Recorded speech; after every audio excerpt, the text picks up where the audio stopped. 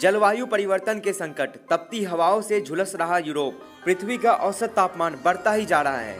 Asia के साथ साथ पहली बार यूरोप भीषण गर्मी का प्रकोप झेल रहा है। गर्मी की वजह से ब्रिटेन के इतिहास में पहली बार नेशनल इमरजेंसी की घोषणा करते हुए रेड वार्निंग जारी करनी पड़ी है। लंदन के ल्यूटन एयरपोर्ट की हवाई पट्टी गर्मी की वजह से पिघल गई और कई घंटों के लिए विमानों का आवाजाही को बंद करना पड़ा। फ्रांस, स्पेन और ब्रिटेन में गर्मी की वजह से हाहाकार मचा हुआ है। ब्रिटेन के कई शहरों में स्कूल, कॉलेज को गर्मी के वजह से बंद करना पड़ा है। यूरोप के जिन जिन देशों ने कभी गर्मी देखी नहीं थी, वे देश भी इस बार बढ़ते पारे से बेहाल है। फ्रांस, ग्रीस, पुर्तगाल, ब्रिटेन, स्पेन में पारा 40 के पार है। विश्व मौसम विज्ञान संगठन के अनुसार यूरोप में चल रही हीट वेव विशेष रूप से दक्षिण पश्चिम क्षेत्रों में अफ्रीका से आने वाली गर्म हवाओं के कारण हो रही है। विशेषज्ञों के अनुसार जलवायु परिवर्तन इस हीट वेव की मुख्य वजह है। वहीं ग्रीन हाउस गैस उत्सर्जन, जो कोयले, गैस और तेल जैसे जीवाश्म ईंधन को जलाने से आता है, वो हीट वेव को अधिक गर्म और खतरनाक बना रहा है।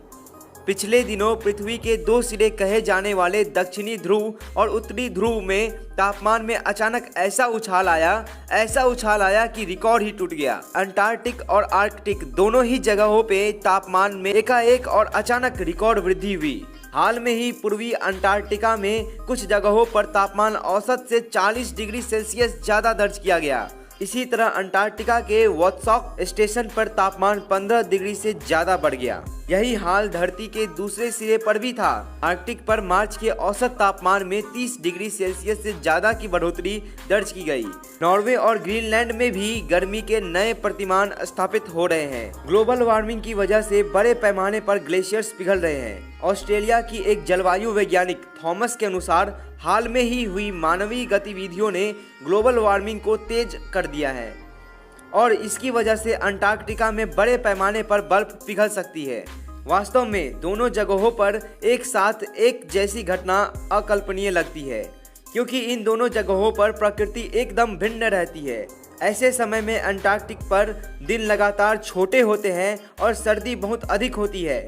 ठीक उसी तरह आर्कटिक सर्दी से बाहर निकल रहा है, यहाँ एकदम उल्टे मौसम है। उत्तरी और दक्षिणी ध्रुव को एक साथ एक समय पिघलते नहीं देखा जा सकता, लेकिन इस बार ऐसा हुआ है और यह पूरी दुनिया के लिए एक खतरे की घंटी है। ग्लोबल वार्मिंग की वजह से तीसरा ध्रुव कहे जाने वाले हिमालय के ग्लेशियर्स 10 गुना ज़्यादा तेजी से पिघल रहे हैं। हिमालय अंटार्कटिका और आर्कटिक के बाद ग्लेशियर्स का तीसरा सबसे बड़ा सोर्स है। वैज्ञानिकों के अनुसार 400 से 700 साल पहले के मुकाबले पिछले कुछ दशकों में हिमालय के ग्लेशियर्स 10 गुना तेजी से पिघल रहे हैं। यह गतिविधि साल 2000 के बाद ज़्यादा बढ़ रही है। साइंस जर्नल साइंटिफिक रिपोर्ट्स में प्रकाशित हुए एक शोध के अनुसार इससे एशिया के गंगा, ब्रह्मपुत्र और सिंधु नदी के किनारे रहने वाले करोड़ों भारतीयों पर पानी का संकट आ सकता है।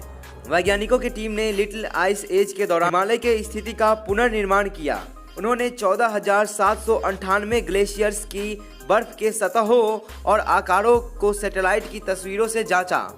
इससे पता चला कि आज हिमालय के ग्लेशियर्स अपना 40% हिस्सा खो चुके हैं। इनका दायरा 28,000 वर्ग किलोमीटर से घटकर 19,600 वर्ग किलोमीटर पहुंच गया है। रिसर्च में शोधकर्ताओं ने पाया कि अब तक हिमालय में 390 से 580 वर्ग किलोमीटर बर्फ पिघल चुकी है। इस कारण से समुद्र का जल स्तर 0.03 से 0.05 इंच तक बढ़ गया है। विशेषज्ञों के अनुमान के अनुसार अंटार्कटिका के ग्लेशियर्स के पूरी तरह से पिघलने पर पृथ्वी के ग्रेविटेशनल पावर शिफ्ट हो जाएगी। इससे पूरी दुनिया में भारी उथल पुथल देखने को मिलेगा। पृथ्वी के सभी महाद्वीप आंशिक रूप से पानी के भीतर समा जाएंगे। लंदन, मुंबई, मियामी, सिडनी जैसे शहर पूरी तरह से महासागरों के अंदर आ जाएंगे। इन ग्लेशियर्स के भीतर बड़ी मात्रा में खतरनाक वायरस पिछले हजारों सालों से दफन है। वे विकट महामारी देश दुनिया में ला सकते हैं। भारी मात्रा में जैव विविधता को हानि पहुंचेगी। पृथ्वी पर रहने वाले हजारों प्रजातियां भी खत्म हो जाएगी। कई विशेषज्ञों का यह तक कहना है कि ग्लेशियर पिघलने का प्रभाव पृथ्वी के घूर्णन गति पर भी पड़ेगा। इससे पृथ्वी के दिन का समय थोड़ा ज़्यादा बढ़ जाएगा।